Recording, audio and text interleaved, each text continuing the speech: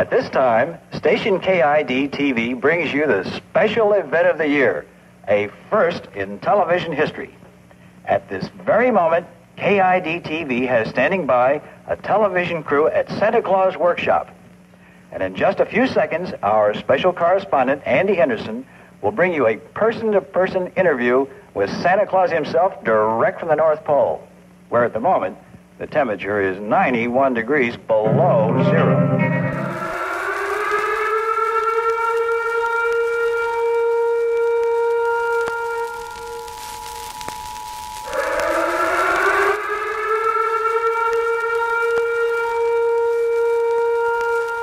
This is the emergency podcast system. This is not a test. Movies are bombing all over the country. They are posing as movies you already know. They may already be in your theaters, your neighbor's home, or even your own. Do not panic. Specialists have been dispatched. They will help you identify these pretenders and defend you against this invasion of the remake. Please stand by for further instructions. Entering Earth orbit. All right, Voldar. Now to find Santa Claus. Turn on your magnascope to third power.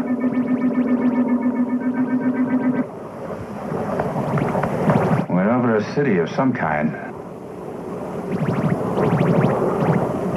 So that's what the Earth people call a city, eh? How primitive. Look at all those buildings above ground. Why, we could destroy that city with one blast of our Q-ray. We've not come here to destroy anyone. Our only purpose is to bring Santa Claus back to Mars. Turn to fifth power. Let's see if we can locate Santa Claus. He wears a red suit, trimmed with white fur, and he has a long white beard. But there are millions of people down there. It's like looking for a speck of space dust in a comic's tail. Wait a minute. I see him. I see Santa Claus. I see him too. He's standing on the corner ringing a bell. No, he's not. He's standing near the entrance of a large building next to a large black kettle. He's standing on the corner, Kima. Wait a minute. I see another one. Well, there are hundreds of Santa Clauses down there. Are we going to bring them all back with us to Mars? Just one. And with so many, they won't miss one.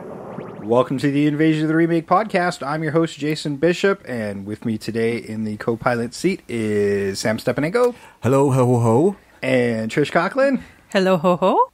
Hello, ho, ho, ho. That could be taken the wrong way, but that's okay. I leave it you to decide, because today we're finally doing something I've been wanting to do since we started this damn show. I've been wanting to do this so badly. And this Christmas we're finally doing it. We're remaking Santa Claus Conquers the Mars from 1964. This movie sits in the public domain now, so have at her. It's on YouTube. Anywhere, It's on Amazon Prime. Don't think it's on Netflix. It's on Tubi. It's everywhere. You can find it, and it's completely legal. So go ahead. No torrenting needed, nor should you ever need it. But there you go. It's out there. It's easy. You can even probably find it in a $5 or less bin at Walmart. Yes, and you should see it. It's amazing. It's amazing in its terribleness. Yeah, it is so bad. It is so good. Trish is like looking at the ceiling. You guys are nuts. Use your words, Trish. It was a bit of a slog. What? But once I was like, I just allowed myself to be distracted by stuff that had nothing to do with the story, and then I was perfectly content. Some of that's the best bits. Yes, absolutely. I mean, the first 5 minutes, I'm like, as soon as I started watching it, 5 minutes, and I'm texting Jay, I'm going to love this. I'm going to love this so much. I didn't realize, because I'm like, I remember watching as a kid, but not really going back to it, going, oh boy, bad. But in my mind, I really liked it, and I'm like, oh, which version is true in my brain? You never know. And both are. Yeah. Both are so true. Yes. This is definitely a so bad it's good movie. I will say I got real excited when the theme song started, because I loved it. I love how they say they're spelling Santa Claus, and it's Santa, but they say it's Santy. Yeah. And they even show you the words at the end. And it is. They're showing you Santy and spelling it Santa. I'm like, this. Even the music is amazing. Well, you did see the thing about the costume designer. No, you know what? I did miss that. They couldn't spell costume. It is the costume designer. Well, there's so much about this movie. And it's bizarre. I mean, yes, it's like 1964, but it feels like an early 50s movie, really. It really does. They were making way better stuff in 64. I mean, it only had a budget of $200,000, and it shows. All the way through. I'm sure that was all just the camera equipment. I'm sure they just... Well, it certainly wasn't the sets. No, like you're telling me $200,000, but like in 1964, and that's what we got? No, it should have been better for that. Because I mean, considering the cast, it wouldn't have cost much. There's like nobody. The Martians, I'm like, do their brains exude natural gas and they have to put it back in their brains? Because that's what they had, a natural gas line on their helmets. I don't know what that Which I think was supposed to be their heads. I think because they were on all the time, right? You never saw them with them off. I think that was just really, really bad costume design. They do talk about their antennas if they were attached. Yes. And I thought that was part of the whole implant thing where they had to have stuff like zapped into their brain to learn. That's what I thought it was. Oh, you might be onto something. You might be onto something there. Thank you. But and the thing is, they later on in the movie, they do show the kids learning from a tape recorder, and it was a tape recorder. Right? Yeah. Well, it's 60s technology. Yeah. They had no imagination whatsoever. Apparently Although not. they had flat screen televisions, so there's something. There is something, yeah. This movie, as I said, 1964, directed by Nicholas Webster, mainly known for his TV stuff and producing and directing the In Search of with Leonard Nimoy. Most of his stuff is documentary stuff. Okay. I mean, I can see where there was a problem here Yes. right away. If you're more of a documentarian, you're not thinking in this way. What do you mean I got to build sets? They're usually there. Yes. The set is life. This is based on a story by Paul L. Jacobson, and the screenplay was by Glenville Merritt. The movie stars John Call as Santa Claus, Leonard Hicks as Keemar, Vincent Beck as Voldor, and I should say most of this cast has never done anything since. Most of them, but not everybody. Like Bill McCutcheon, who plays Droppo. He's in a lot of stuff, and some newer stuff like Mr. Destiny and Steel Magnolias. So he had a nice long career. Victor Stiles was Billy, one of the kids. Donna Conforti was Betty, his sister. Chris Month was Moammar. And making her big screen debut was Pia Zadora as Gurmar, which was one of the alien kids, and she went on to do things like Hairspray. So, and I can go on and on about names you don't know. It's a huge cast. It's a big nobody. It is big cast. Ned Wertmeyer was in Bad Company. He was Andy Henderson, but I don't even remember that character. Was that the guy at the beginning who's doing the story on Santa? Oh yeah, you might be right. Jessup Alec, who played Shim, kind of one of the background aliens, and he was in one of the movies we actually remade. A horrible misstep on our part. Like so many. Episode 54, he was in One Flew Over a Cuckoo's Nest. Oh, okay. Yeah. That was probably our worst misstep ever. Yeah.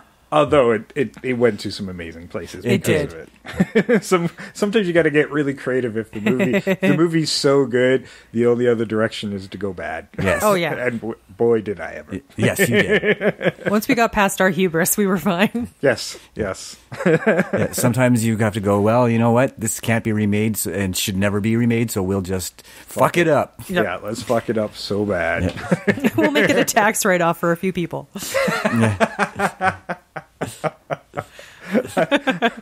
like that. So yeah, Hollywood, if anybody's looking for it, we got it figured out. I love it how this movie opens and Santa Claus is more of a public figure. There's a reporter outside, and they even say like in minus 90 something degrees, and the reporter like, you should be in like some sort of zoot suit where no skin is showing if it's that fucking cold. Yes. Right? You would be dead. But I love when Santa starts. This is what sold me on the movie right away. Santa Claus is touring them through the workshop as the elves are working on all the toys and stuff, and he shows them this rocket ship he's building that can run on actual rocket fuel. Yes. Okay, questions. And that did lead me down a rabbit hole, to be honest. Like, well, how accessible was rocket fuel in 1964 I don't. to children? Yes. Well, you used to be able to buy children like chemistry sets of stuff that could Potentially make rocket fuel, potentially yeah. explode, and there were acids you could get in them. So maybe. Okay, and that didn't go away until the 80s, but the whole projectile thing could take out a kid's eye. Even spring-loaded things were kind of a no-no. And I had some of those before they went away. Yeah. So I'm like, I imagine if you can take out an eye with a spring-loaded something, the rocket fuel accident would probably require autopsies. Maybe. Definitely burn units. It seemed like at that point in time, I think the whole point of like the 50s was like some children just aren't meant to grow up. We just have to see what happens. I was starting to think, I'm like, Santa, what is wrong with you? He's part. He's contributing to the process of natural selection. Right. Several times I have put down like Santa is a fucking moron. Like this Santa. Every once in a while, I'm like, is Santa mentally deficient or sociopathic or just I what's kept happening? thinking he was being all friendly and nice, even through his kidnapping, just because this is what people expect. And in the back of his mind, he's like, I can get it at any time. Yeah. Yeah. You know, and that's kind of how I'd like to play it a little bit more. Like, yeah, I'm smarter than you guys, but I'm going to let you guys know that. No. Yeah. I wish that was true. And I choose to believe that, having watched this movie. Yes. Because they were Yeah. like when they're stuck in the airlock and they're looking at this pipe and he gets out, they get out, and after Voldar is just straight up trying to kill them. Was it Kimar? No, Kimar's the good one. Yeah. Yeah, Voldar, Voldar was the bad one. Yes. I had so much trouble keeping that all sorted yeah. in my head. Yeah, I was making notes along the way of who everybody was. Moammar and Gurmar were the kids, and Kimar and Moammar were the parents. How cheap is that? Moammar for boy Martian and Gimar for girl Martian. That's what it was. Come on. You're right. Why did I pick up on that? But you're right. know. Yeah. That's amazing. That's the first thing I noticed, Sam. You're right.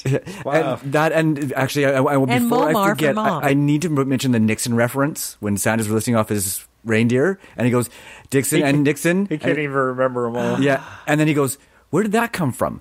And I started laughing because I'm thinking it's a reference to to President Nixon, right? Yeah. But Nixon wasn't president for another 5 years, Whoa. and he He's hadn't still in he hadn't been politics. vice president for politics. 3. So he was not socially relevant when this movie came in. But he would have been head of the CIA at that time, wouldn't he have been? He was out of public service for the 8 years between, from what I was able to find anyhow, because I checked, because I'm like, how relevant is that joke? So this movie is Yeah. very prescient, and it was thinking it was going to last until the joke Wow. became relevant. Yes, well, I mean, it made me laugh because I was thinking, well, 64, that was right after Kennedy, right? So I'm like, that's about the right time for Nixon to be coming into the public consciousness, and it was because he had been vice president for up until 61, so he was still relevant. Yeah, so he was still relevant, but it was a little dated on that, and it was a little early for the presidency. That's all I'm saying. That's creepy. Oh, okay. Well, no, then that totally makes sense. Yeah, but yeah, it did make me laugh, even though I wasn't living in that time. It made me laugh because I'm like, Nixon, I get it. Ha, ha, ha. See, I completely missed that. Did you laugh like that? Yeah, actually, that's pretty much it.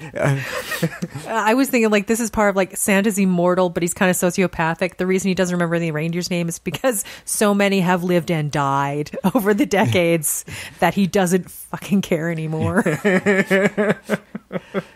Well, at least they weren't being shot down like last week's movie. Yes.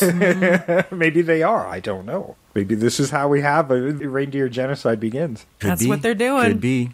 Yeah. Because they don't want that, that cheap, accessible fuel to get you around. Yeah. Shot down and imprisoned. Don't forget they were in prison last week, too. Yeah, and the children are have gone into depression mode because they're watching Earth television, they're seeing Santa Claus, and because they've been fed information as children, they are missing out on the fact that they are children, and being children, they are basically born adults, and they miss that. So Kimar is searching to find Santa Claus to help the Martian children become children again and learn to have fun. Mm-hmm.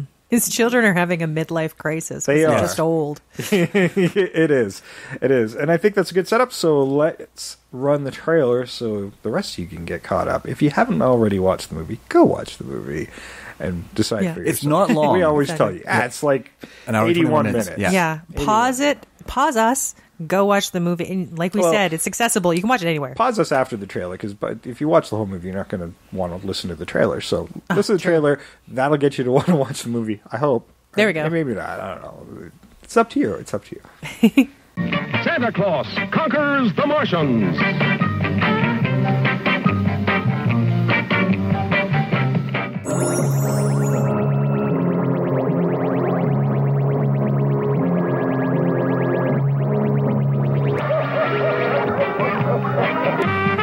Santa sets up a fantastic automatic toy factory on Mars.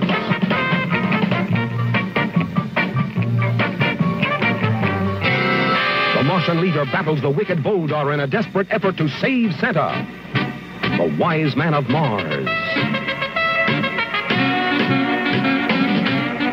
900 years old.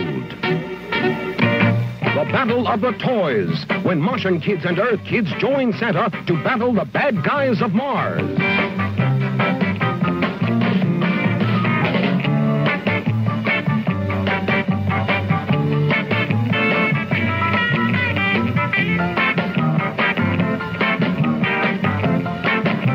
For real space-age fun, you'll be out of this world when Santa Claus conquers the Martians. Okay. That music is so awesome. It's great. Yeah, that one was weird though because it didn't actually use the "Hooray for Santa Claus." Instead, maybe I'll run that for a Christmas special. Instead, it was using kind of like this beach music. Yes. 50s beach music. That's what it was reminded me of. So weird. It's like I was expecting Annette Funicello to show up at some point. Yes. Yeah, it definitely had that feel. And that music actually shows up in the movie quite a bit. Yeah, it does. Yeah. I like the energy it brought to the movie, though. Yeah. Right? Especially considering the movie itself, even though it's a ton of fun, it's kind of draggy, too.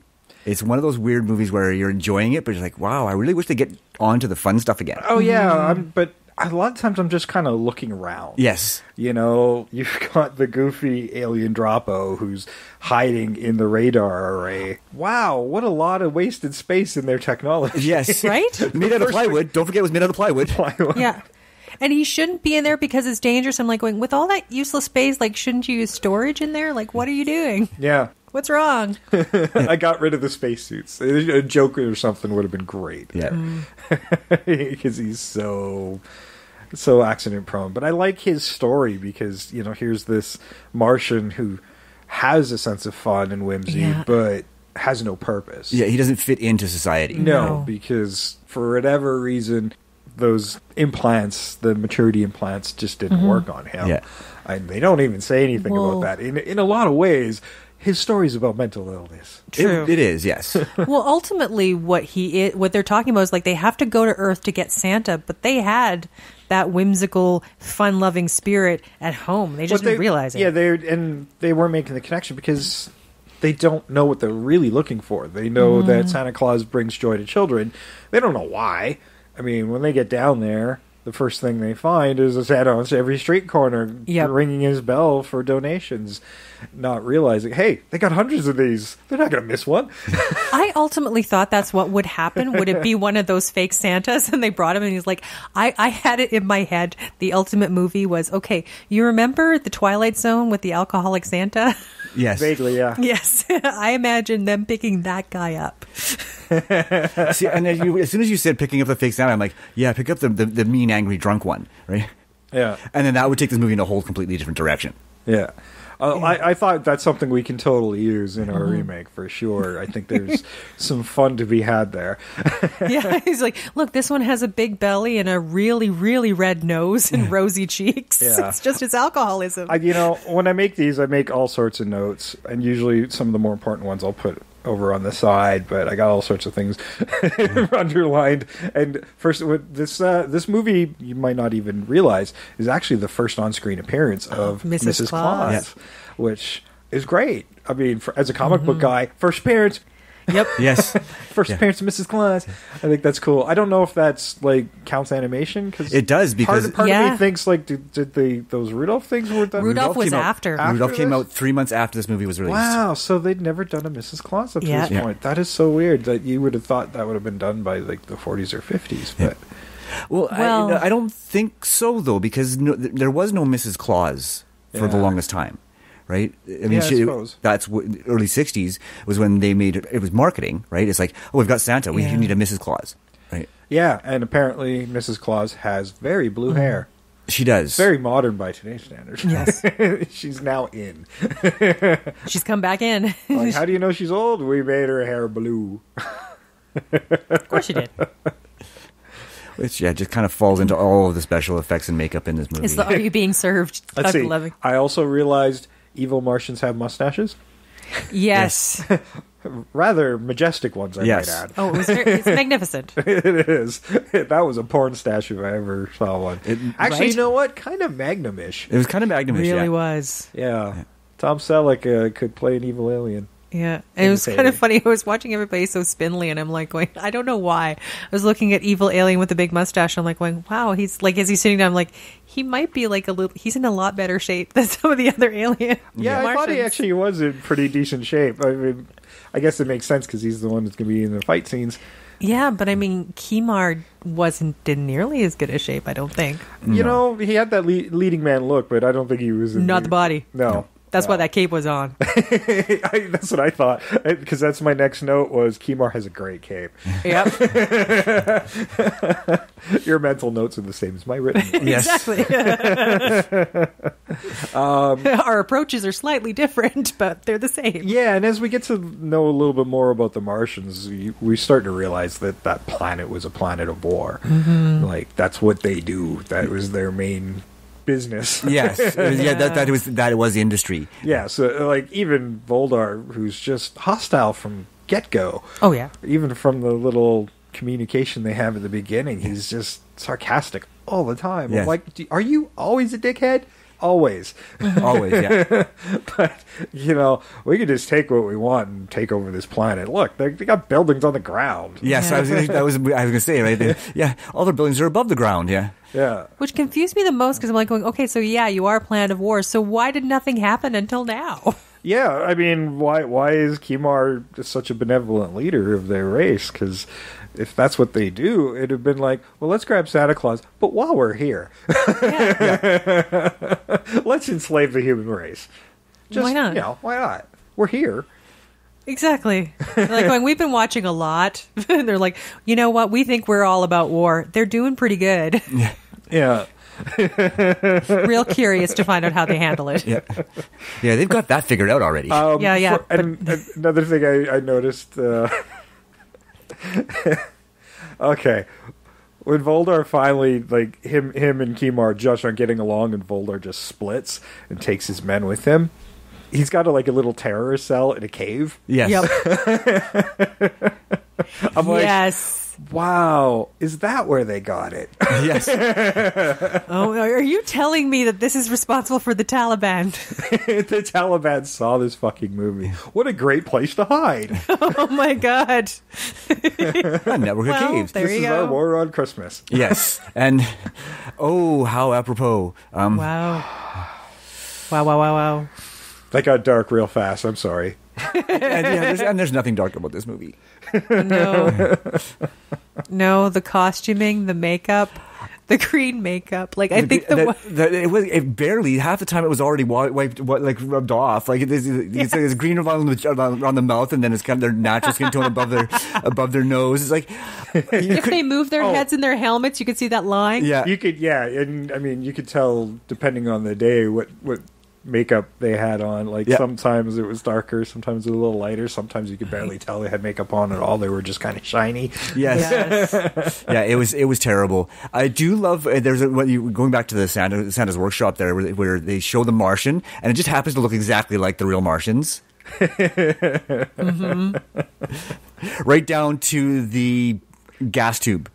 Well, that's why I'm like, wait a minute. Santa's a lot smarter. Yeah. He's been aware of these guys this whole time.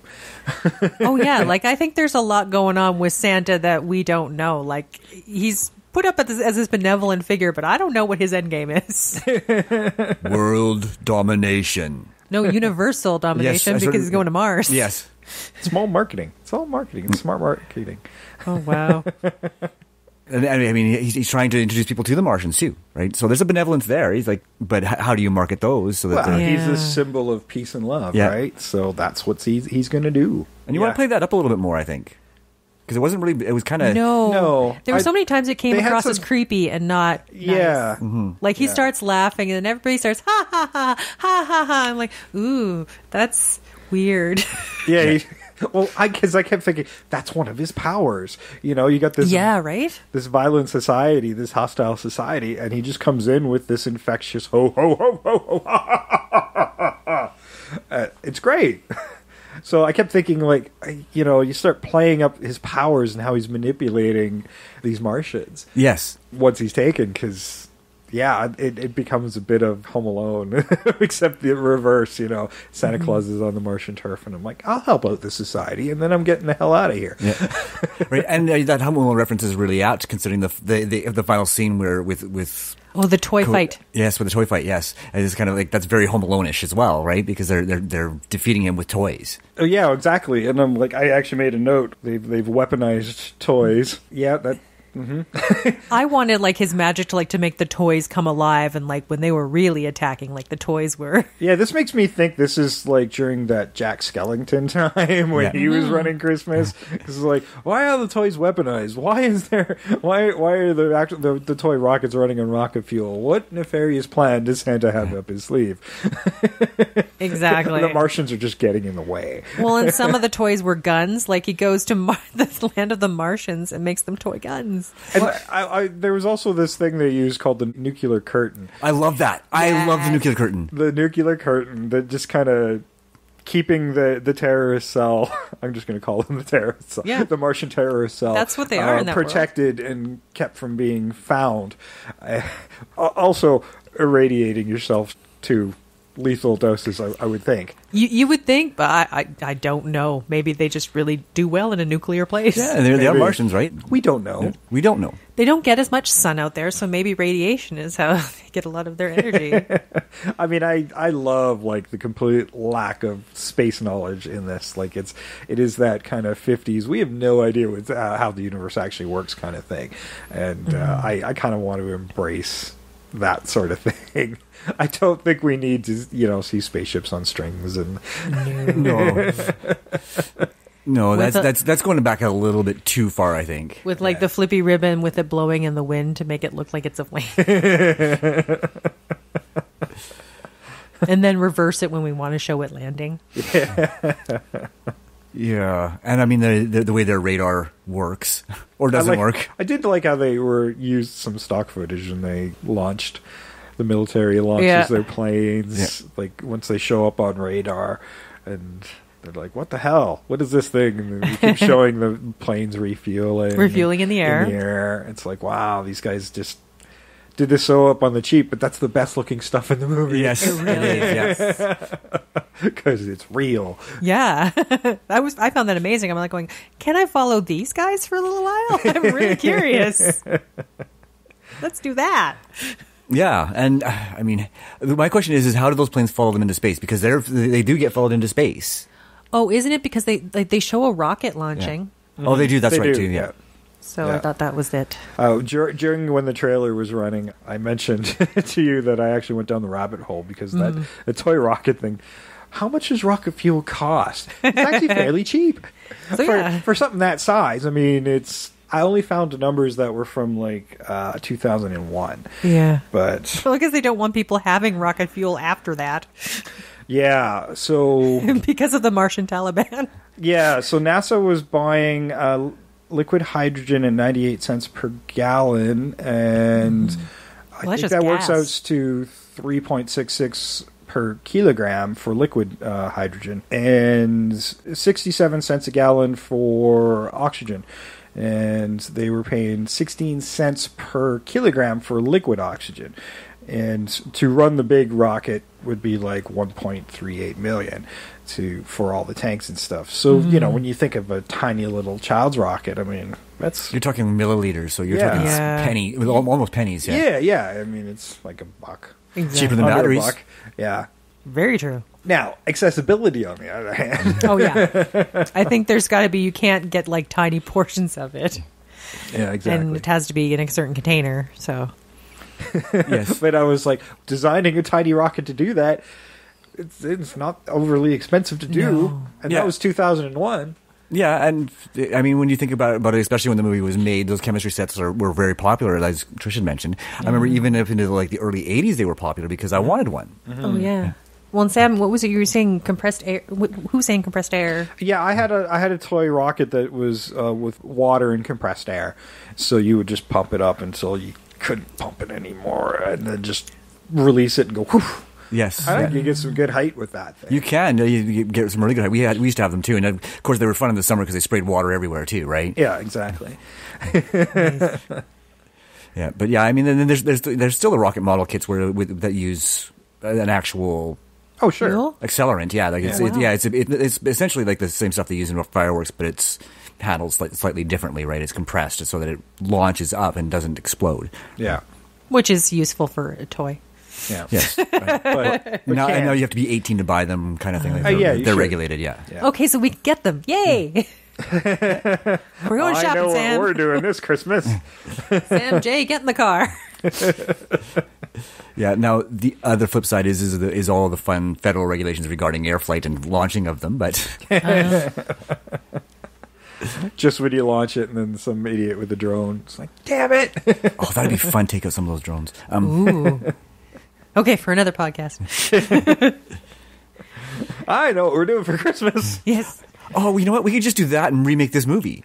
Rocket, take out drone. There we go. There's a special effects for the Martian ship. There we go.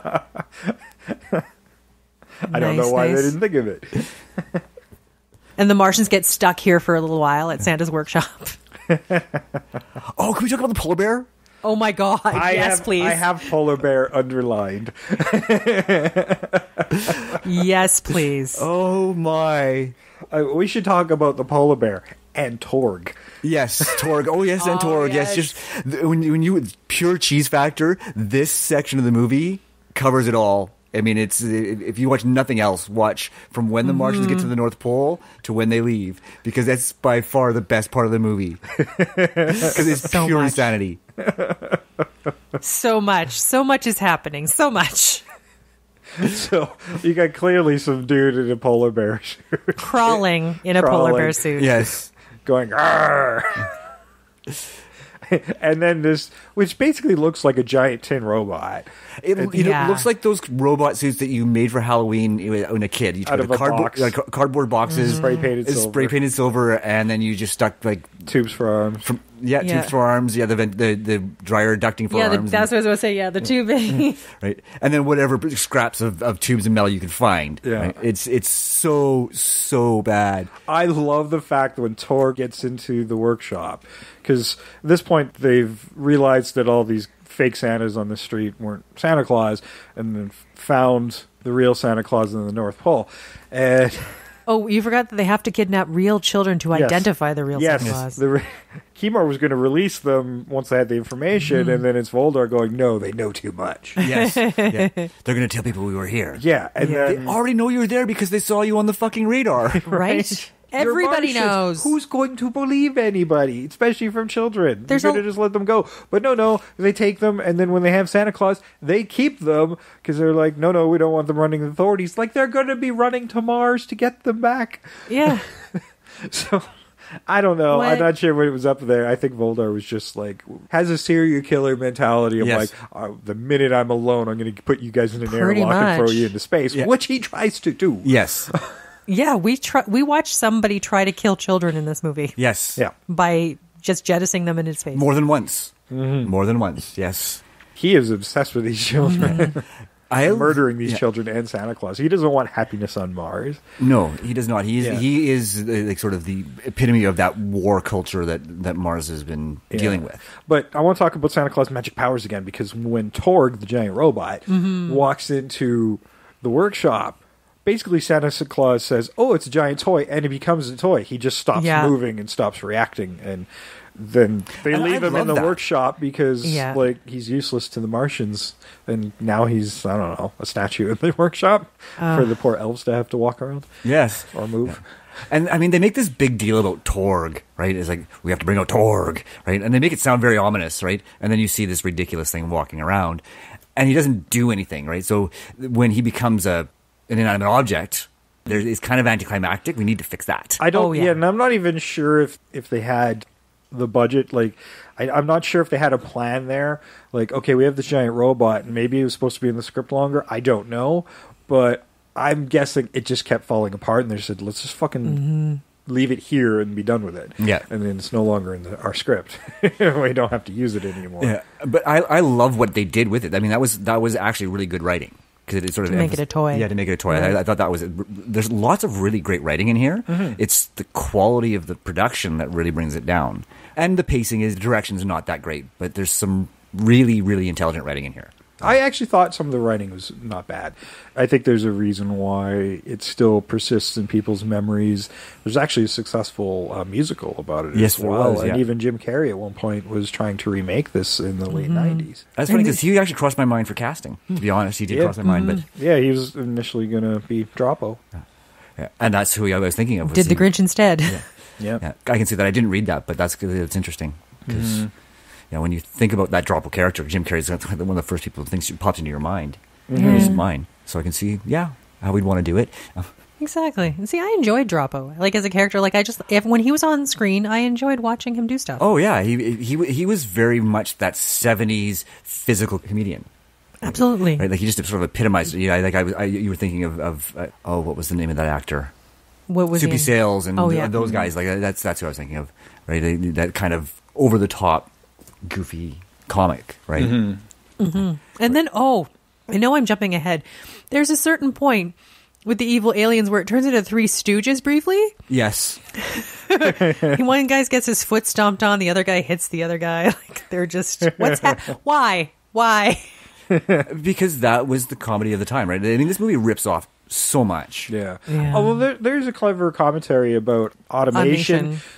Taking over a worker's job. Yes. And Santa Claus has been given a new workshop, but it's all automated. So essentially the kids that they've kidnapped are going into slave labor as well, producing these toys for the Martian children, and then they're just shipping them off. But this machine makes them to order, and Santa Claus is essentially just hitting buttons. And he's exhausted, or at least his finger is. Yes. Yeah. You're right. There was some great commentary. So I guess essentially it's preferable to have elves you don't really pay in the North Pole making stuff by hand, sweatshop style, than a machine. Yeah. Well, I suspect he's magically controlling them and keeping them very happy. It's with the drug of ho, ho, ho. They start getting a little sluggish. He just starts laughing. Which seems much more nefarious. Yes. Right? Like, that is so disturbing to me. I mean, you really want to get into the whole elf thing. I mean, it is kind of just as disturbing in general, right? I mean, they are essentially a slave race to Santa. Yeah, it's the same unnerving feeling you get from watching Charlie in the Chocolate Factory and the Oompa Loompas. Like, oh no, I'm here to protect them. Really? Really, Willie? Really? I haven't started a movement on this too. Right? They're taking away everything about Christmas. No, we can't watch Christmas movies anymore with elves in them because, hey, they're slaves. Right? Well, I wouldn't mind if there was, like, the movie Elf, I don't mind so much because it doesn't seem, that element of it doesn't seem so much there. No, because like, it seems fairly autonomous. They do it by choice. They do it by choice, but it also seems to be more of a corporate culture. Yeah. Where this is their jobs, and they get sort of, this is how the remuneration and everything sort of works out. It seems like it's not just... Yeah. And it kind of felt like that in last week's movie too, especially the remake, right? Where there's a corporate entity that's running Claus Enterprises. Yeah. I like to downplay it, like make it a little more back to the fantastic and mythical version of Santa Claus. Yeah. And you could throw in maybe some of the darker stuff from the really early days of the mythology. But I think that would be fun. Now, any more comments about this movie before we move into some remake territories? Because, I'm chomping at the bit. Right. The bit. The guns. I need to talk about just like everything. Everything. The Martian guns were actually just actual toys that they spray painted. Yes, and they were awful. I love the fact that they froze people. Yeah. Right. They just were pointing them, and then all of a sudden somebody froze. Like there was nothing. There was no special effects. They just just stand still. They just stand still. Was there a sound? There must have been a sound. No sound. There's no sound. No, nothing. he just pointed it at them, and all of a sudden they were frozen. Yeah. I mean, there was no like ray or anything to tell you that it had been fired. It's all of a sudden just boom, frozen. Yeah. Right. Which, I mean, it was actually kind of fun and refreshing to see that. Is like, would there necessarily be a ray for something like that? Yeah. Right. But there was no sound. There was no indication that the gun had actually been fired. They had when they were coming to the Earth, and they said they could take over like the planet really easy with their Kuro ray or something like that. Yeah, one ray. What? Why is it called that? Yeah. I don't know. We'll cure you from life. Yes. I don't know. Like, I don't know what you're curing. I don't know. Like, latex? I don't know. Oh, like curing leather. They're going to make us coats. Why not? Why not? Meh. We're humans. We suck. It's fine. There's at one point where the two kids, when they find the two kids, and he's like, he pulls a gun on them, is like, don't be afraid. I'm like, what the? Why? They should be. You are just pointing a gun at them and telling them not to be afraid. Martians that took the children from their homes to an alien planet. Like at some point, maybe the cool factor kicked in, but you know they're far from home from their parents. Yeah, and anything. And they're just like, eating pills. That's yes. I did find that very entertaining, actually, because they made great use of that as a joke. Yeah, Droppo was like, hey, have a chocolate sundae, and it's this tiny little pill. Yeah, he's eating like chocolate cake and all this stuff because he's trying to get fat like Santa. Yeah, he wants to be Santa Claus. And I'm like, but how profoundly disappointing. In order to get fat, it's just pills. You don't even get the joy of eating cake or ice cream. It was, and I was thinking the same thing. I was like, that's just so sad. And I mean, they talk about that when they're in the cell on the ship, right? It's like, could you imagine just how you're eating pills for food? Yeah. Right? They actually comment on that too. So they make great use of that. And you brought up the last thing I wanted to mention about Droppo and just sort of the really bad part of the writing is when they capture Droppo, when the Martian Taliban captures Droppo, when he's dressed as Santa Claus, and they don't recognize him. Yeah. The green skin. That is the problem. The big head. The clearly not fitting beard. Yes. Why they had one of those lying around, I don't know. Right? Why is that there? The only thing that made sense is that, well, actually, it doesn't even make sense, because why do they have a spare Santa suit? They kidnapped him. They didn't bring anything with them, but all of a sudden there's a spare Santa suit. Moammar made it. Okay, I missed that somewhere along the line. Yeah, I mean, you're not going to want to spend eternity on an alien planet with just the clothes you came in. Yeah, like I think Moammar's like, a big guy like that's going to start smelling pretty quick. she probably thought, yeah, we're going to have to wash one of those and you're going to have to wear something else. Did you notice on the sides of that, the pants are held up by suspenders, but the sides are kind of ripped down a little bit so that there's all that much more room? Well, because they were going to be stuffing pillows and balloons under there at some point, so they needed to have some stretchiness to it, I guess. Yeah, I have to admit, I love that scene where Drop was sort of trying to dress up as Santa Claus, and he's like, or he figures out that he could do it with a pillow. Mm-hmm. I thought that was kind of fun. And then Santa had to be a dick later on after they do win, and Droppo's got a balloon under there, and he goes pop. Yes. Oh, I thought that Kymar popped him. I thought it was Santa that did that. Oh, no, I don't remember.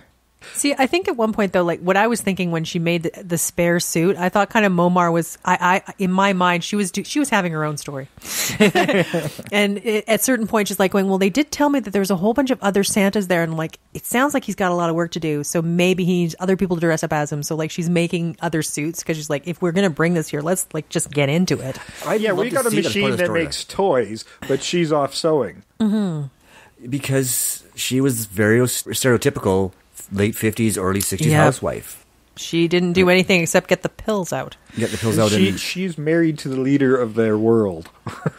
Yeah. Yes. And Droppo, what was and Droppo was always there. She's always looking for Droppo. What was his job? He was their houseman. Like he was. I mean, Okay. yeah, what he actually did, we don't know, right? Because usually he was found sleeping somewhere or hiding somewhere or doing something goofy. Yeah. But yes, he was their butler or servant kind of guy. Okay, yeah, because I couldn't. Yeah, when you said that was the problem I was having. He was always found sleeping somewhere or lazing somewhere. I'm like, well, then what does he do? Yeah, but like, why is he still working there? Yeah, he shouldn't be. But I think that they out of the kindness of their heart, this special Martian who doesn't fit anywhere, they kept him on, even though he wasn't really useful for anything. Yeah. Now, in my mind, I'm thinking a benevolent leader like Moammar as their leader of the Martians probably wasn't very popular in a warlike race. I'm thinking most Martians were probably more like Voldar. Yeah. Oh, yeah. Well, when you first meet Moammar, he doesn't come across as benevolent. It's not until his wife is the one who talks him into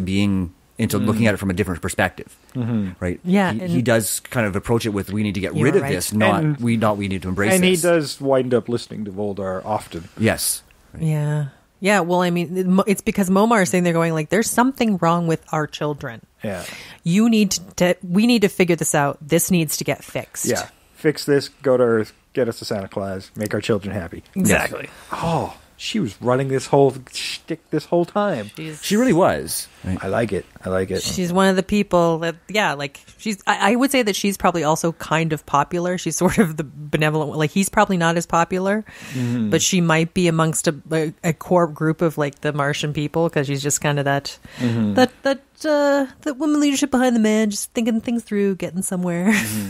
And now, if he's the leader of all Martians, who are they at war with? That was my question. They that was never why did say, yeah. That's what I couldn't figure out, why they hadn't come to Earth earlier. Because I'm like, well, then what were they doing? We'd be one of their closest neighbors, so right? The closest neighbor. Yeah. And they never really sort of address who they are at war with. Mm-hmm. So maybe they're just like us and they're at war with themselves. Yeah, maybe it's just civil war all over Mars. Yeah. Yeah, I'd like to see explore that a little bit just to make more sense. Mm-hmm.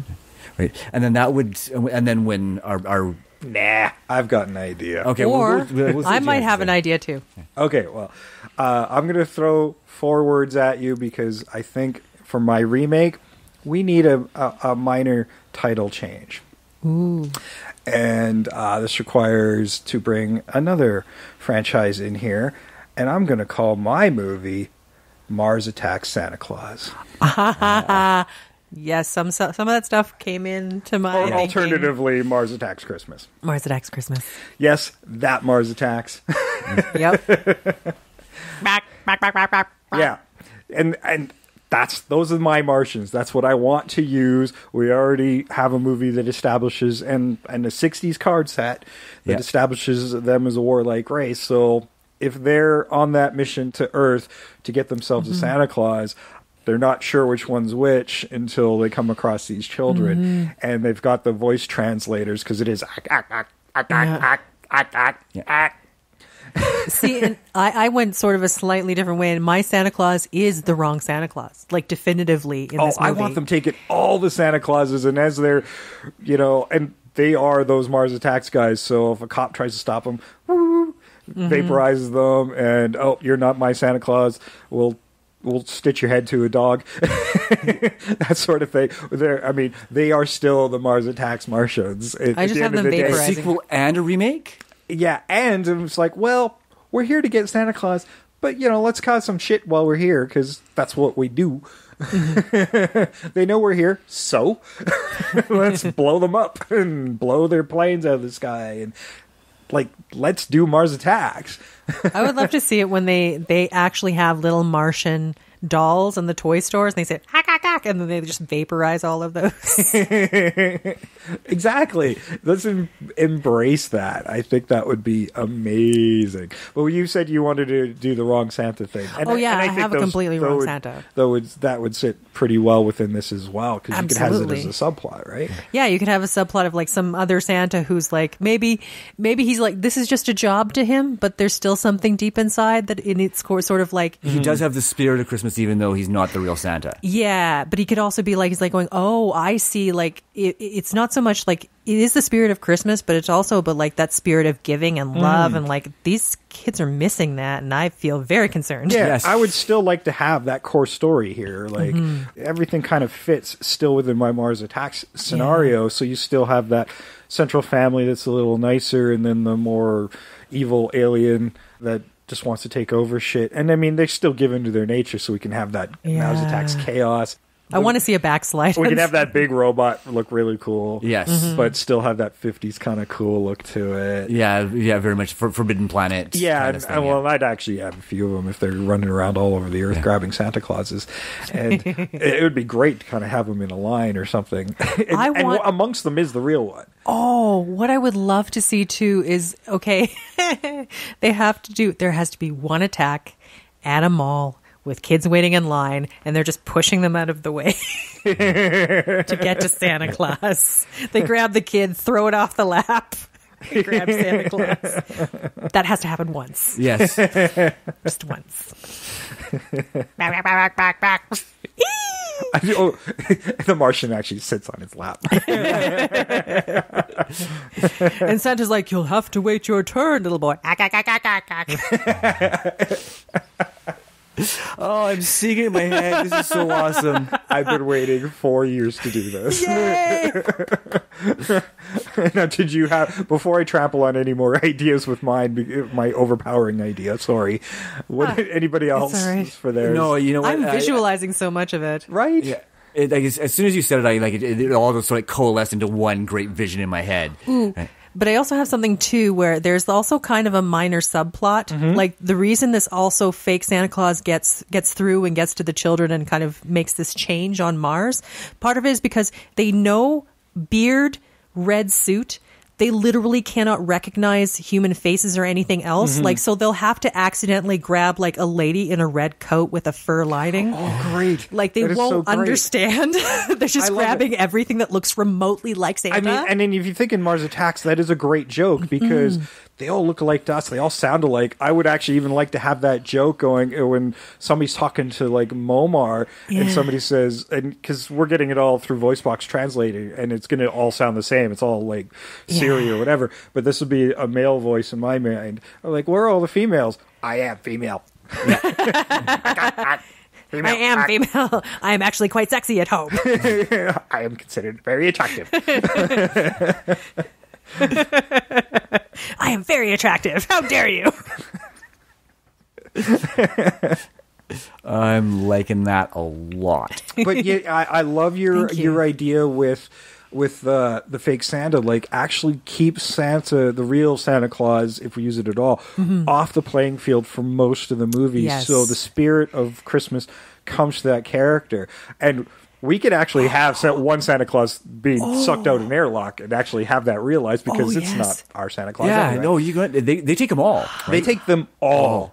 Instead of, they won't miss one, we're taking them all. Yeah. Because they don't know. And I think that would be great. And, For sure. And this human being is what teaches the spirit of Christmas. And you only get that hint of the real Santa Claus has been there manipulating things and helping things along the way until right at the end. That's what I say. Like, yeah, when you bring him to, like, at the end, like, that's the whole thing. Like, he's an immortal being just doing stuff, just making stuff happen. Yep. Yeah. He's not at all worried. And it's this human being that's brought this sense of joy to this Martian race. Yeah. Oh, and because you can see that having this happen makes people like I would realize even have them stay. It also has people on Earth kind of sort of like, oh my God, Santa Claus is gone. Like having them worry about their own spirit of giving and love, and then taking it over to. He can see how both places would benefit from this. And the subplot of this character who's basically a working Santa Claus, but is kind of homeless. He's down and out. And I he's would found say maybe make him ex-military or something like that. yeah, right? and Nice. to have a nice subplot there, and he's found a new purpose here. Yes. Granted, I mean, he's been made a slave Santa Claus to a world-conquering race. But, at least the Martian kids are happy. But see, I'd want him to stay for like I want him to stay there, but for two reasons. He's like going this. He actually has discovered his purpose, and it's sort of like, he grows to like care. Like these children have to grow up with this belief and this need for something more and something bigger. Yeah, Yeah, I mean, and as far as whatever human children and other human Santa Clauses, and the real one can rescue them and take them home. The ones that survive the experience. Oh, yes. Because some of those kids gonna die. It's Mars Attack. I don't know about children, but some of the Santas and other human beings. Because there'll be lots of entirely if we're taking all the Santa Clauses. Yeah, I cast mine, Actually, but it doesn't matter. That's true. It doesn't really matter if they're there. And Well- I like the fact that they had such generic names, and that is such a very Mars Attacks kind of thing to do. Yes. Well, and you're right about like ditching the kids. You don't need them because their whole purpose was to identify the real Santa Claus, and the whole point is they don't know. So once they're gone, that's not their only purpose. Their other purpose was to teach the Martian children how to be children. Yeah. True. Right. And there was that also the subtext of, well, the Martian children kind of going into depression because they were missing something in their lives. And the same reverse was true in the original film when they're homesick and start reacting like the Martian children were because they're missing home, they're missing their parents, and they're missing family. And that's when Moammar is like, we got to get these kids home as well. Exactly. Oh, I'm liking this. But I'm seeing it all. The core story still works, but you bring it into that crazy Mars Attacks world, and it becomes really. It was fun to begin with, but it becomes really fun. And I was looking at my DVD of Mars Attacks, and I'm considering the chaos and craziness that happens in that movie. It's a PG-13 movie. Yeah. Yes. With lots of deaths. Yeah, because it wasn't bloody death. That's right. It was cartoon death. Yes, the cartoons with their heads blowing up with the yodelay. And you keep that fun, that aspect of that movie, and this movie could be amazing, kind of reimagining. The core story is still kind of there, but when you start building into that crazy Mars Attacks world, oh my god, you could have so much fun with that when they come. It's like, oh my gosh, the Martians are back, kind of thing, right? Yeah. Oh yes. Right. Like I said, a sequel remake. Right. Yeah.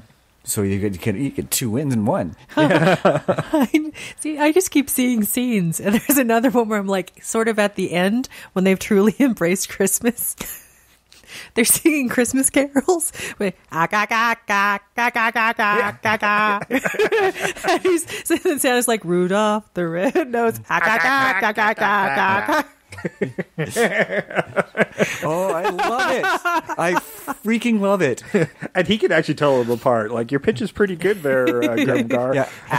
You're a little late on that.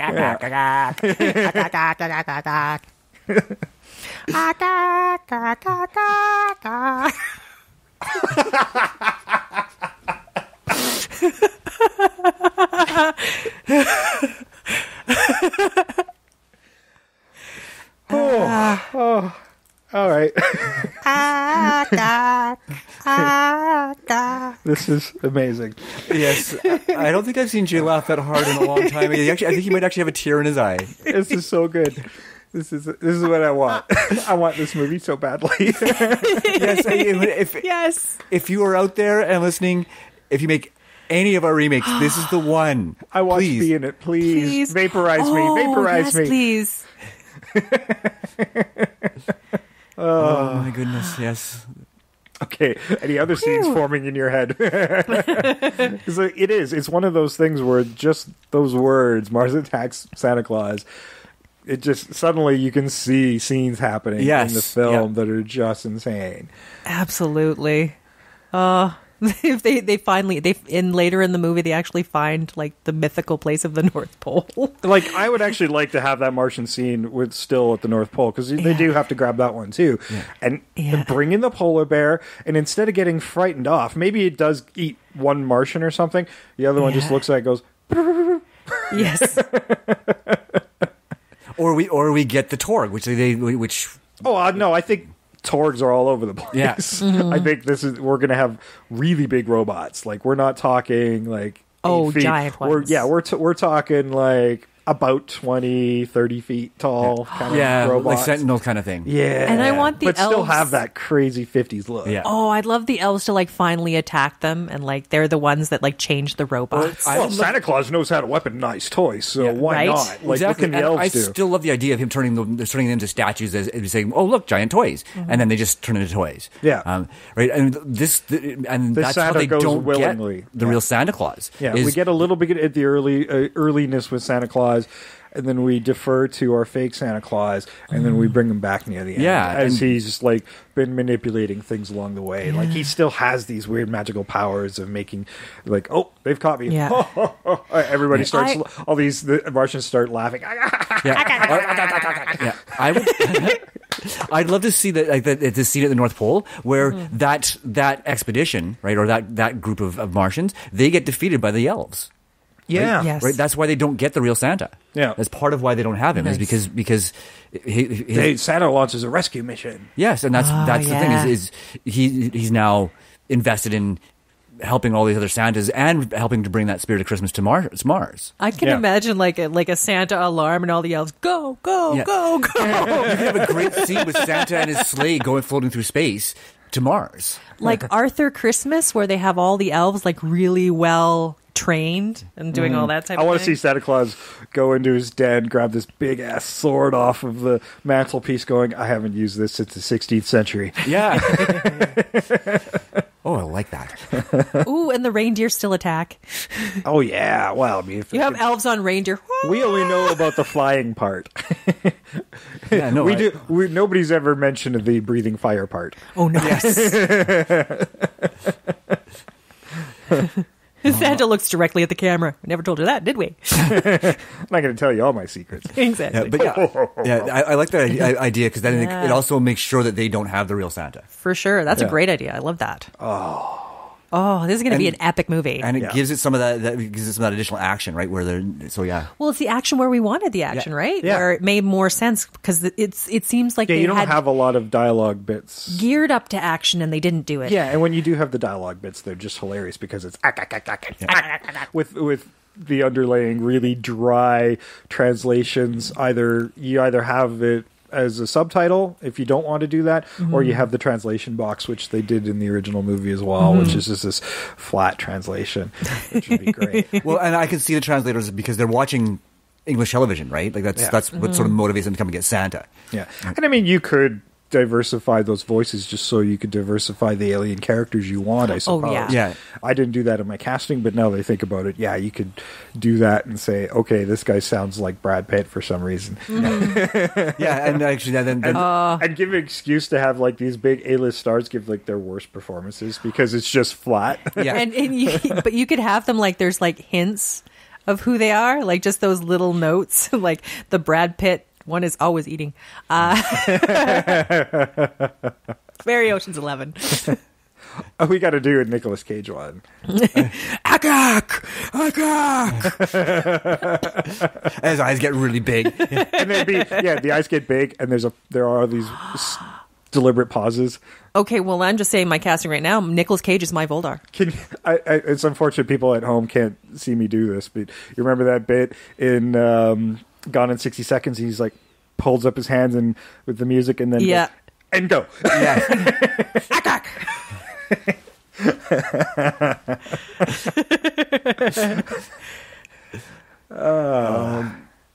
This is shaping up to be the best movie ever. Yes. I know. Oh, I'm so happy. This may be one of my favorite remakes of all time. And we haven't even done casting. No. Let's keep coming up with some voices, We though. still have to come up with voices. Yeah, man. Oh, man. I don't know. I'm like, what other voices would be really good? Andy Serkis has to be in here somewhere. He's probably going to do the mocap for every alien. Yeah. But, so he should the have a voices, voice. Oh, my God. Because he does so many voices, or capable of so much different. Oh, God. From They Live. What's his name? We love him. Keith David? Yes, Keith David David. has to be one of the alien voices. I think he would be a great voice for Voldar. Yes. Yeah. Yeah. Yes, he would be. Definitely give it. Well, who would you do as Droppo?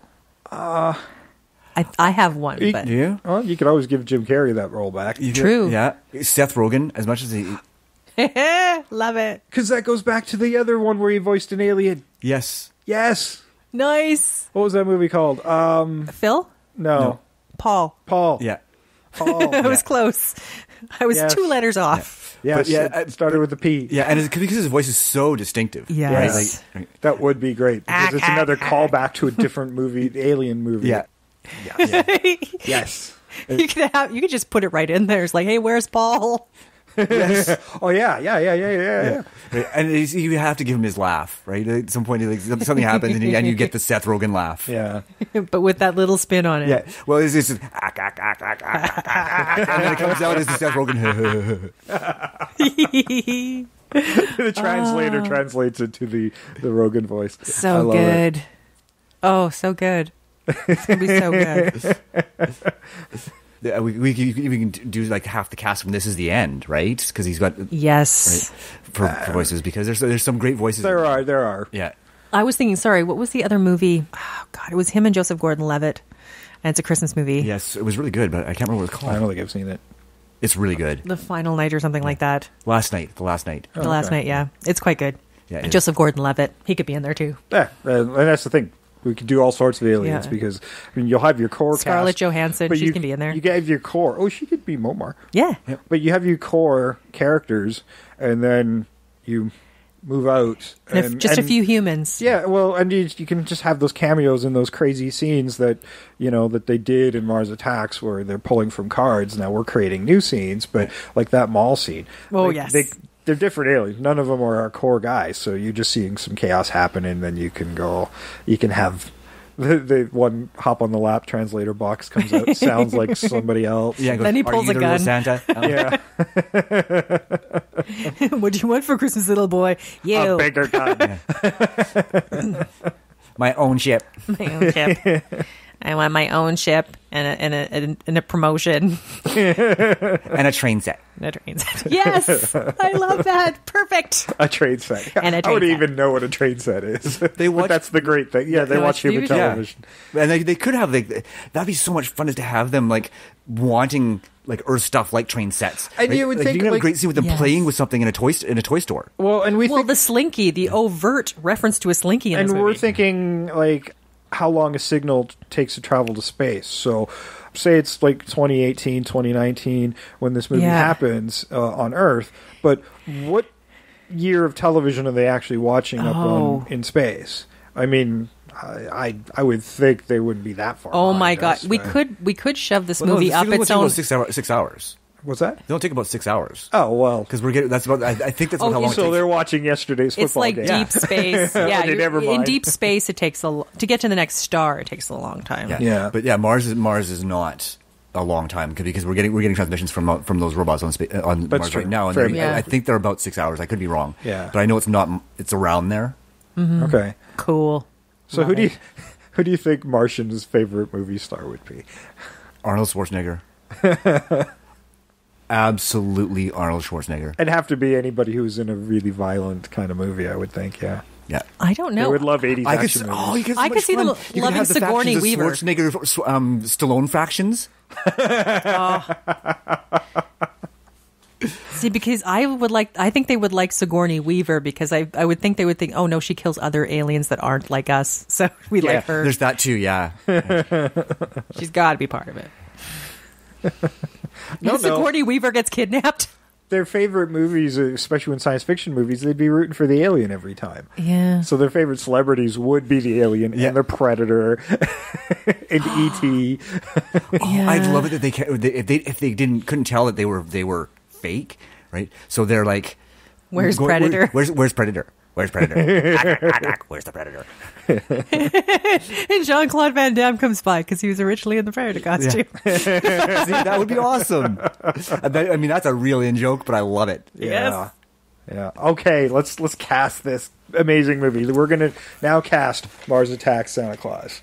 Well, I only have Santa Claus now because we've done away Well, with no, it. we'll do. Well, I mean, I have do a you couple cast people. that you came up with prior? Because Yeah. usually when we come up with our casting, we don't always have an idea in mind at the time. So I'd still want to hear what you have. Of course, yes. Yeah. But yeah, I'm just saying as far as my actual casting goes. Well, and my Santa sticks. We've definitely casted and we can have all sorts of casting with our fake Santas, but and just the voices coming through these fake beards would be great. But, yes. and we've come up with some other voices and stuff that we didn't plan for. So we're already well underway in our casting here. Yeah, we are, and I mean, actually, all of my cast actually has really distinctive voices, so they would actually work really well as aliens, as Martians. Still, Okay. so I guess I'll start. Yeah. So I'll do my alien cast first, then I'll go to my Santa and my Mrs. Claus. So for my Kimar, I went Zachary Quinto. Nice. I thought he'd be good as sort of that benevolent type of leader. My Voldar, You're just saddling him with playing aliens all the time. yeah, I don't mind it. Talk about being stereotyped. Yeah, I have no problem doing that. Oh, poor He Zachary could do Quinto. more. Yeah, he He could could. play a human sometime. Yeah. My Voldar is Carl Urban. Okay, Nice. I like it. My Droppo was Bill Hader. Okay, yeah, Nice. you totally did find distinctive people. Yeah. Yeah. My Chochum, I cast the Martian Wise Man Oh, because I didn't do that. I wasn't going to, I but, did. but I wasn't going to. But then I'm like, Steve Buscemi Nice. would be great in that role. Okay, I have one. Yes. For my Santa, as soon as I started thinking about casting, this is the name that popped into my head: Oliver Platt. Okay. Oh, good. I could see that. Yeah, and like he's a bigger guy, Yeah. so it works. I mean, he can play that. I just love to see the way he'd play Santa Claus. Oh, and yeah, you're right. And like the way we've kind of, it actually works perfectly the way we've kind of got going, where like he's a little bit down on his luck. Like Oliver Platt can do like a sad sack with heart. I'm gonna go with him for our sad sack Santa Claus. Yeah. because I didn't cast it that way, but I like my real Santa Claus. Okay, Well, my guy can we- sort of is. Yeah. But And then for my Mrs. Claus, I said that was last minute, but I went with Kathy Bates because she'd be awesome as Mrs. Claus. Excellent. Especially a badass Mrs. Claus in that fight scene. That's Oh, excellent. yeah. Really like that. Really like that. And then for my director, I went with Shane Black. Okay. After watching The Predator, I'm not as on board on that. So. Yeah, well, I was leaning. Shane, you fucked it up. You fucked up The Predator. Yeah. You were in the first one. How did you do it? Yeah, I would like.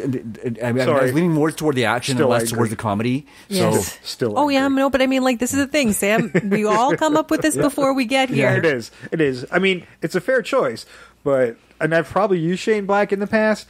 He's off my table right now. I am bitter. I am bitter about The Predator, and I know some of you probably liked it. I mean, you're wrong, but that's fine. You're welcome to your opinion. I still how about I give you my second choice because there were two people on my list. Okay, I want a The second choice. Second one was Edgar Wright because he does action comedy Yes. so well. Okay. Right, and Yeah. that would also throw back to Paul. Sure. And Well, also, then Simon Pegg has to be one of the he voices. didn't direct Paul. I know, but it's But still does. Simon Pegg. Like there's a There's a nice tie. connection. Yeah, there's a Simon connection. Pegg and Nick Frost. I'd love to see them in this movie. Nick Yeah. Frost definitely has to be one of the fake Santas. Oh yeah. Yeah, I actually almost used him as a Santa Claus because he did play Santa Claus in a Doctor Who special, Oh, Christmas nice. special. So I thought about it, but I kind of avoided people that I know who played Santa Claus. Oh, okay, yeah. already. That's why I went Me with Oliver too. Platt too because Yeah. I was pretty sure he had never played Santa Claus. And yeah, Nick Frost is like very personable and charming. I could totally see him as Santa. Yeah. Oh, sure, absolutely. All right. Absolutely. I can't wait for Trish's now. So mine, okay, I went a weird way with some of this because I was also thinking action, but I'm like, okay, I was like going between like comedy and whatever. But because we're in a nice spot. So. we're in a nice spot. Yeah. So like actually, I'll start with my Santa. I was going with the whole theme where they don't know what humans look like. They are just looking at the suit. I went with Craig Robinson. He's the bandit from Brooklyn Nine-Nine. Oh, okay. The Pontiac Bandit. The 'cause Pontiac Bandit. He's just so charming and happy-go-lucky, and I could see him just infecting Judy. people with his joy. Doug Judy. Doug Judy. We're best friends, aren't we? Like, he's totally it. He's a I bigger like guy. it. I like it. Okay, Moammar, Kristen Milioti. She was in the Black Mirror Star Trek-ish episode. Oh, I haven't watched that one yet. Oh, that was so good. I'm still. Yeah. I kind of watch them really sparsely because there's so few of them, and I'm like, I'm going to treat myself. It's like You have to. It's my treat day. I'm going to watch a Black Mirror episode. Black Mirror. This is my cheat day for Yeah. happiness. Yeah. And this one, it was weird. My Kimar and my Voldar, I was like going back and forth, so I kind of flipped them around. But for my Kimar, Liev Schreiber, Okay. Okay. I like went it. a little different with it because I'm like, he could be Normally, like. I would have put him in the villain role, but I wanted to flip his script. I think Sure. he can do it. yeah, I'm down with that. And I mean, even if we're going voice work, he's great at voice. Yeah. Right? So I'm still fine with it. Yeah. And my Might, Voldar. if voice wise, it might even work better that way. Absolutely. And like, Yeah. I would love to see him flip to just being more kindly at the end. It would be nice. Yeah. He Usually it's the other way around. Right, He he starts deserves- off kind of okay and turns out to be a dick. he deserves something better. He really does. We're Lev trying does. to redeem him. Damn it, Lev, you deserve something better. We're going to give it to you. For my Voltar, Billy Zane, because you brought him up the other week, and I was like, yeah. Because I watched Demon Knight just recently, and I'm like, frick, I love watching this guy That's be my evil. favorite role of his. Yes, there's this one of my few like true laugh out loud moments comes in that movie. Yeah. Absolutely. Okay, and Droppo, Jason Mantzoukas. Okay. 'Cause Droppo's I can see insane. it. I can see it. It's leading into the mental illness Yeah. line. What are you saying about Jason? This is his wheelhouse, but I feel Fair. I'd like to see him be also I the think face. Mantzoukas has been typecast as mentally ill, but that's He has, but what I would like to that's see... a role he's painted for himself. True. But at the end, I like to see this whole thing, like at the end of this, he's also something that brings such joy to an entire planet. I like it. Yes. Yeah. And then for my, I did the Chochum, Bob Odenkirk. Okay. Oh, nice. I went a little different for that.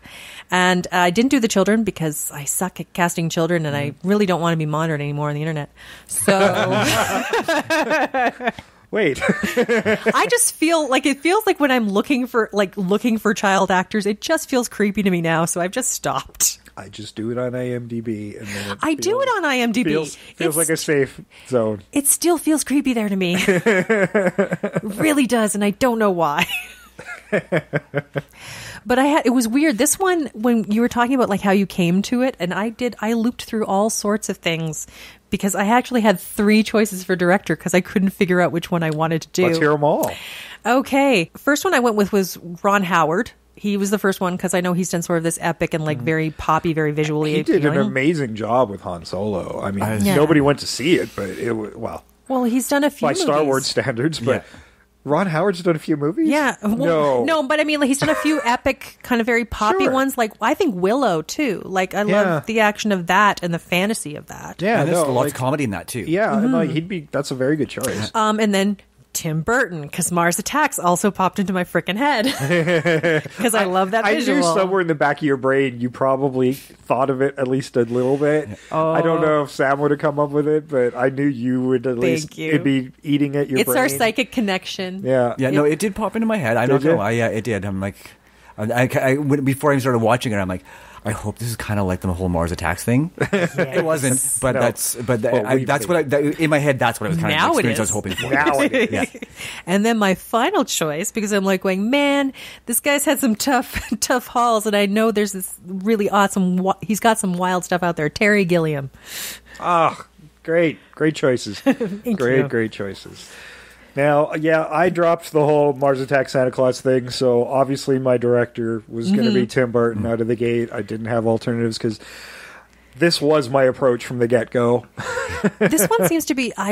My director was automatically what I was thinking of first, not so much the cast. Yeah, it wasn't the first thing that I came up with. Like, it was just the natural thing to do. But my Santa Claus, he kind of looks like it already. Let's do it. Jeff Bridges. Oh, there you go. And as our real Santa Claus, the one that comes to the rescue, and we've got our fun Santa Claus that now that we have our subplot, Yeah. like we can use all of them. Oh we my can use God. all of our Santas. Yay! Yeah. Which is fabulous. Love it. My Mrs. Claus is Sally Field, and I feel it. She sits in the same wheelhouse as Kathy. Yes. So I think that was also She's great. perfect.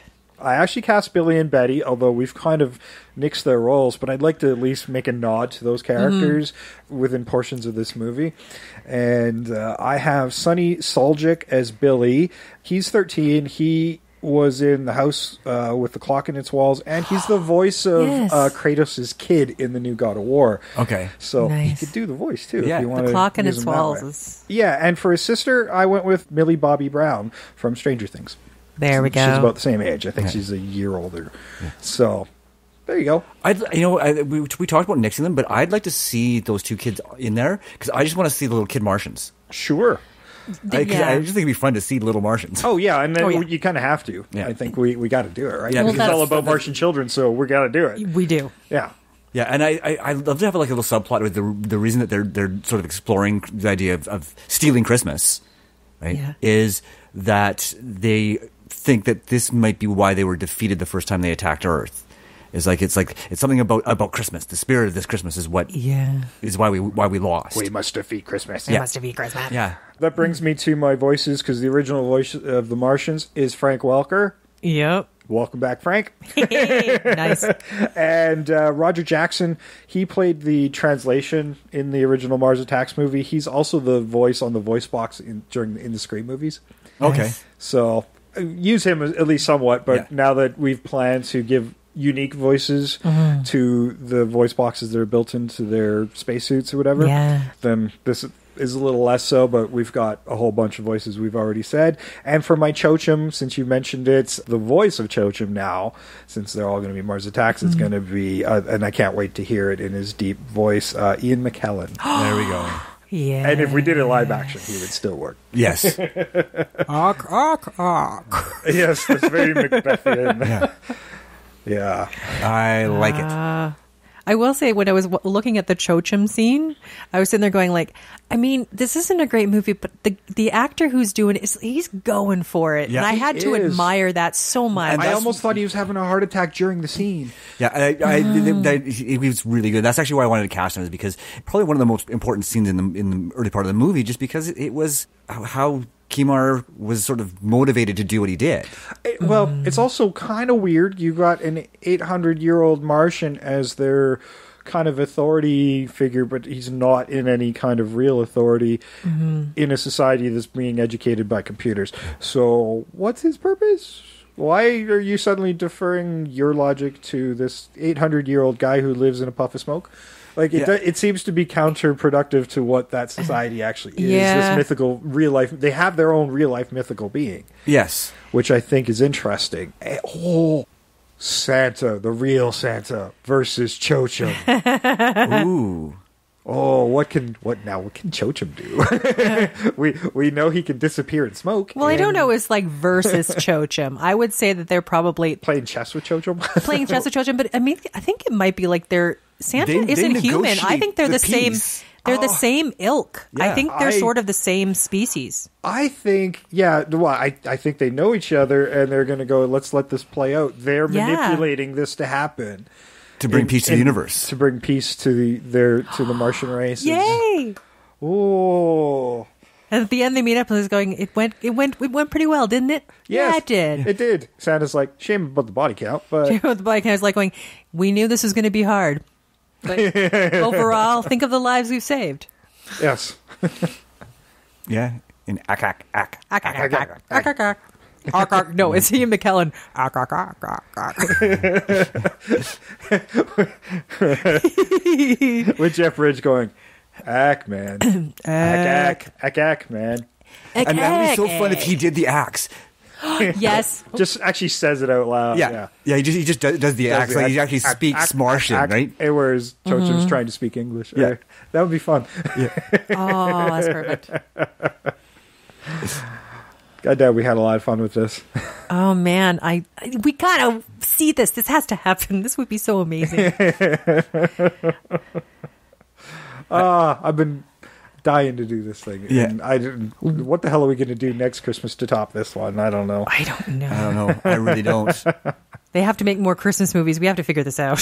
There's lots of Christmas movies, but there aren't enough Christmas movies like this one. Very true. Very true. I mean, I don't know if we actually. Well, I guess we have technically come up with a remake. We've changed it a lot, which is great. Which is great, because you got this still core of that story. And, that's sometimes we fall in the trap of like, okay, we're modernizing this movie, and sometimes we don't always change it enough. Yeah. And I feel like we've changed this enough for it to stand on its own, but the core heart of that original story is there. The core cheesiness that makes it such a cult movie is also there, but I don't think it's going to be perceived as a good bad movie. Yeah. We're still kind of going for that tone, but just fun, and we're going to iron out the seams so the sets look more natural and better, but you can still have that flavor of a 50s sci-fi movie. Yeah, and it should take place around the time that this one did, like 64, 65 would be awesome. You could, well, I mean, if we've already said this is a pseudo sequel to Mars Attacks, you can't do that anymore. Oh, okay, that's right. Yeah. Yeah, no, like, I mean, modernizing it is still a lot of fun. It's still fine. And you know what? Now, with all the toys that we have, all the electronic toys, with the Martians coming in, there's a lot of stuff we could do with that. Yeah. Oh, yeah. Oh, I could see them with like an Xbox.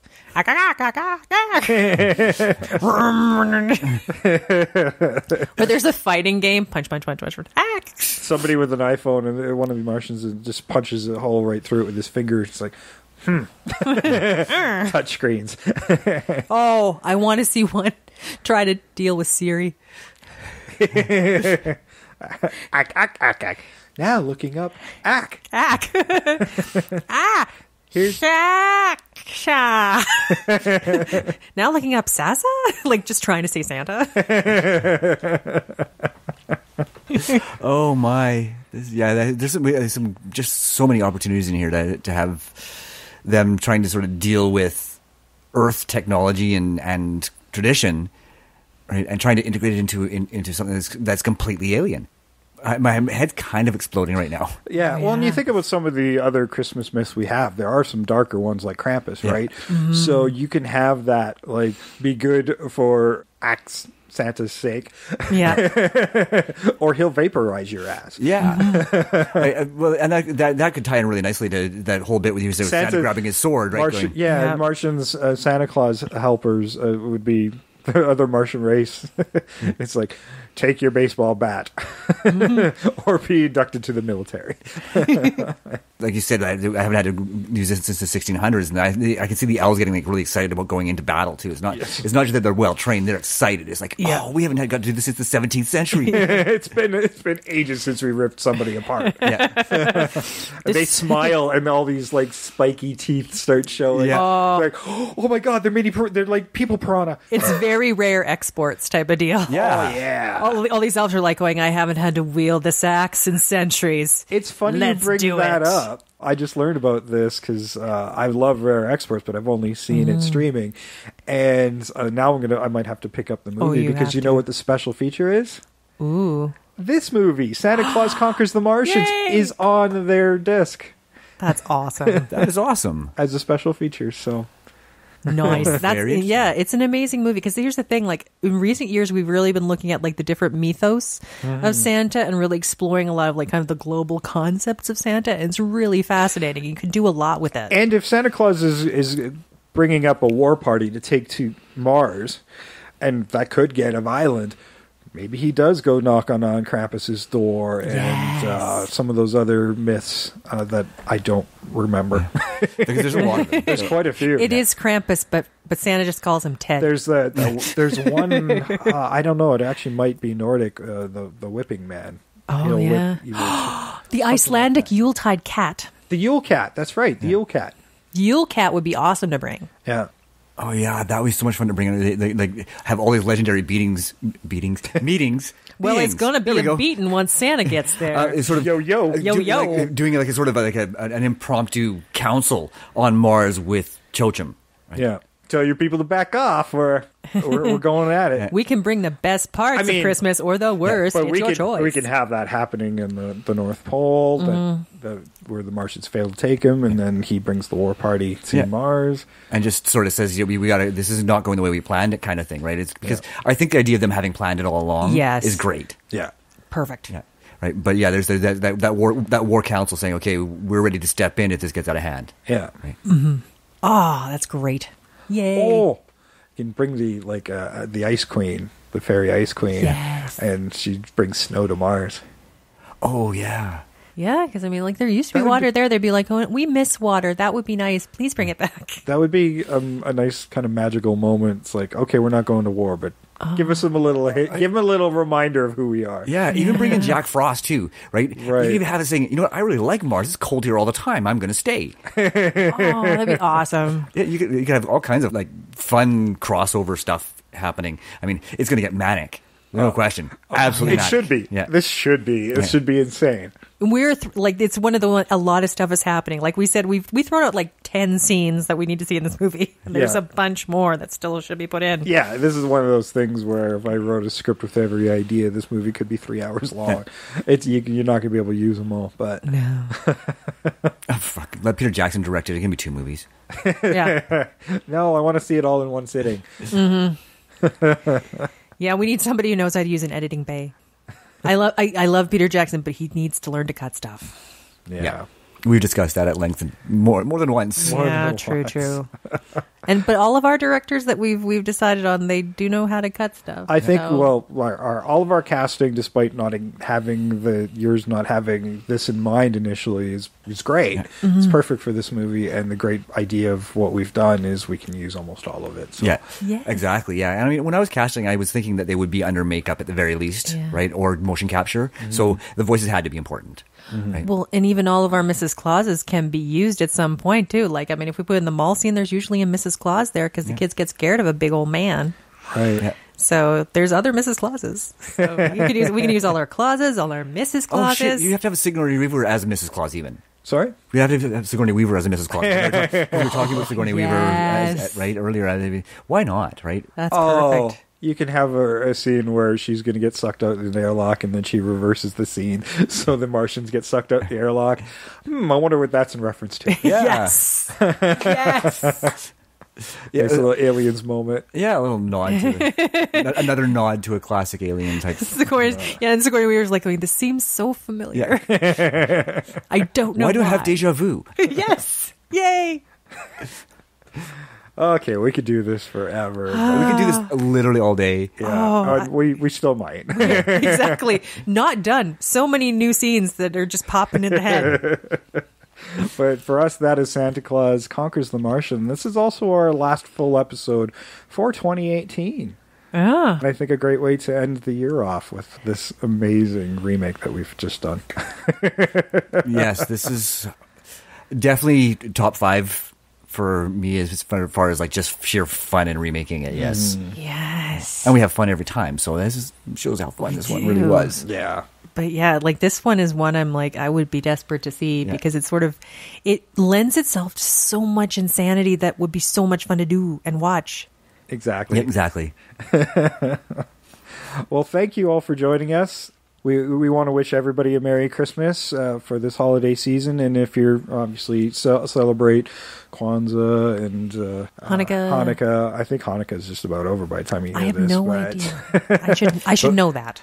Yeah, but thanks for joining us and listening to Invasion of the Remake and giving us a wonderful 2018. We'll be back second week of January with our new season in 2019, starting with Sam's birthday pick. Yeah. He's got to have his birthday like right around Christmas. So yes, it's always a little later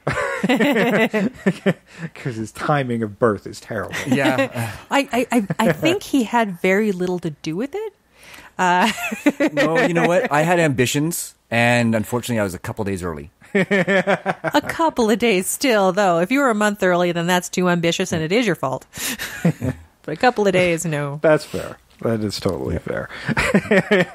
But yes, we'd like to thank our audience and our fellow invaders for following us on this journey. This is not the end. We will be back in a couple of weeks with some new material, but we'll try to give you something for Christmas Day and New Year's Day as well. So please watch your feeds for that little gift of ours. It's not going to be a traditional episode. No. Yeah, no. And please, if you don't have family dinner, play us. Oh, yes. Yes, expose your family to us. Maybe not the younger children. No, maybe not the younger children. I think this one's okay. We didn't drop any F-bombs or anything. I don't think so. If we did, there weren't very many. Yeah. But certainly the Christmas Day stuff will likely be family friendly. Mm-hmm. New Year's. I think we'll be okay. New Year's it'll be good hangover listen. Yeah, it's a good hangover listen for sure. I'll actually tell you what it is because it won't spoil anything for you. Coming New Year's Day, cult movie trailer a go-go. Don't you dare miss it. January 1st. Cult movie a go-go. He was a man who had an idea for a New Year's episode. And that is cult movie a go-go. And I'll let you guys wreck your voices. I'm done because I don't want to wreck I'm it too done. much. I don't know. That's I why can't didn't do anymore. It beforehand. Yes. Save for the end of the episode. Oh, I should have started with In a World. In a World. In a World. All right, in a world of Invasion of the Remake, we have our invaders, and we love to hear your thoughts on each and one of our episodes. And if you want to give us some feedback or you have your own ideas, get a hold of us on our social media and make sure you tell your friends about it as well. We are at Invasion Remake on Twitter, Invasion of the Remake on Facebook and Instagram, and Invasion of the Remake at gmail.com. If you want to email us your suggestions and your comments and your corrections. And it's been a while since we had a really good option for a fan challenge. So get your thinking caps on. We're looking for a really good fan challenge to do again. This would have been one. Oh, yeah. For sure. This is the kind of thing we look for. Yeah, if you're doing a fan challenge, this is sort of where our wheelhouse is for that. Yeah. This is what we This want. is exactly the kind of thing we would like to get. The crazier, the weirder, the better. Yes, please. That's what we're looking for, because that's when we get just our brains start exploding. Yes. Actually, didn't we get the fan challenge for Meet the Feebles at New Year's 2 years ago? Because you guys Ooh. we Don't were all remember. together when I think might have so, been. yeah. It might have been. I don't really recall, but that was a good one. Yeah, it was a good one. But yeah, I was just thinking because I think it was about New Year's because we were all at my house. Yeah. Maybe, yeah. Yeah, And that was a good one. that was a good Yeah, it one. was. Get your thinking caps on and let us know what you're thinking about the episode, and we'll give you a drop on the show as well. Exactly. Well, you're drinking at Christmas or New Year's. Yes. Yeah, and don't forget to give us a 5-star rating and a short review wherever you find the show, however you listen to us, especially on the apps like iTunes and Stitcher and Google Play Music. And do us a favor, if you're a new subscriber or just looking to switch to help support the show, we are now on Radio Public, and every time you listen, we get a few cents from you just for listening to the show from Radio Public. So you can always help out the show just by listening to the episode like you normally would over on Radio Public. And there's no sign-ups, nothing. You download the app on Android or iOS, or you can listen to it straight from your computer. And every time you listen, it helps out the show. Yeah, and I mean, even if you want to go back and listen to older episodes that you're like, hey, you know what, I really want to listen to that episode again, do it there. Right? Exactly. Absolutely. Yeah. Every time you listen to us, an invader gets its wings. An invader gets his ray gun. An invader gets his ray gun. A spaceship gets its wings. We realize that's weird, but that's just how it works. Oh, I'm seeing T-shirt ideas in my head as you guys are talking about this. That's right. So look for us a special episode drop at Christmas. I'm not sure what that's going to be yet, but I'm starting to get some ideas. Yes. And of course, Cult Movie Trailer Go-Go on New Year's Day. And your voice is already going. Yeah. That's so hard. I couldn't do even an intro like that. No. That was, that guy. Well, you did. I guess I did. Yeah. That guy's amazing. That in a world, like, you just know who that is. It is. Absolutely. All right. Well, we're going to go celebrate Christmas together, and we will see you guys back in the new year. Again, Merry Christmas and a Happy New Year to everyone, and thank you very much from the bottom of our hearts for listening to Invasion of the Remake. I've been Jason. I'm always Sam. And we are out of here.